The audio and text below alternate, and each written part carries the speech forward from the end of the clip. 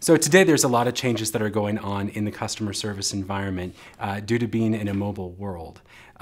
What's happening is a lot of customers have the expectation now that there's an app for that. A lot of easy transactions that normally landed in the customer service call center world are being done through an app or on the web or through an IVR. So the types of calls that we're getting now are usually more complex. You don't call customer service to ask what your bill is, but you're going to call customer service because you want to dispute the bill. There's a wrong charge. You don't understand it. So it's increasingly more complex. So one of the ways in which that is impacting the customer service environment is you see training length increase.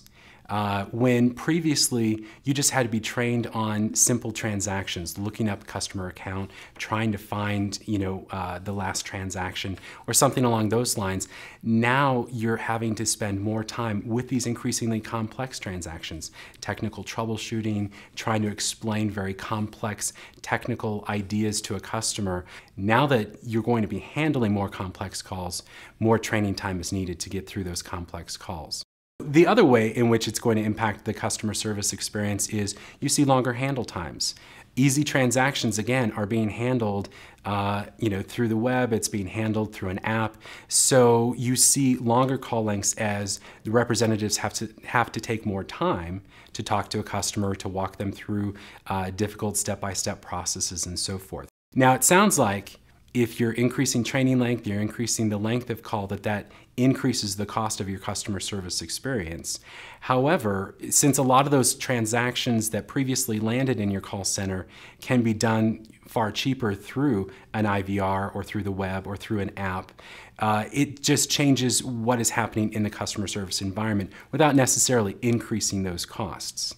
The next way in which customer service is changing in a mobile world is that it used to be said that if a customer had a bad experience, they're going to go tell 10 or 20 of their friends in the days and weeks after that event.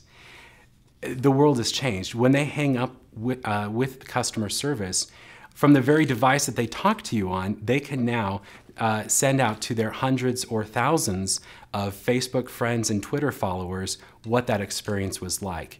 What we're seeing now is it's almost an abandonment of the traditional quality assurance programs. The idea of, 3-4 times a month, I'm going to evaluate a call, make sure that you're doing it okay, and give you feedback and development on it. Instead, you need near real-time voice of the customer feedback. How are we doing? 3 or 4 calls a month from a QA perspective is just the tip of the iceberg. You've got customer interactions going on all day long. So what you want to do is you really want to invest in a company that has the technology to do voice of the customer. Make sure that we're getting 50, 60, even 100 different pieces of feedback on an individual agent based off of the customer experience. So quality assurance was typically about looking for, are we following our policies, our guidelines, our rules? Oftentimes, it's the strict adherence to those policies and guidelines that are creating those frustrating customer experiences. So that's where we see that abandonment of the old school quality assurance programs in favor of near real-time voice of the customer, and let's get a lot of responses back, not 3 or 4 samples per month. What we're doing to make this better is, first of all, looking at our recruitment and hiring processes. The way in which you hire a customer service representative has to change along with the need for change of what a customer service representative is expected to do. It's no longer hiring somebody who can follow a call flow.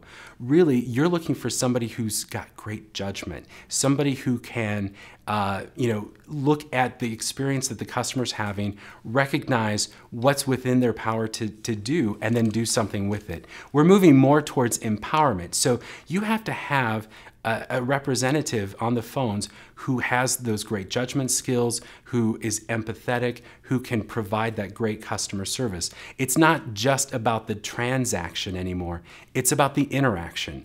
So our training is changing so that we're focusing more on the interaction that goes on with the customer. So if we can look at what are the behaviors and strengths that make a successful customer service representative? Apply it to our testing processes up front to have those better indicators. It ensures greater graduation from training and a greater stick rate into production, because there's so much more that's invested with that representative. So if you're going to make that type of an investment in an employee, you need to make sure that you're making the right investment. And so that's where having that predictive indicators through the screening and hiring process are going to make you more successful down the road.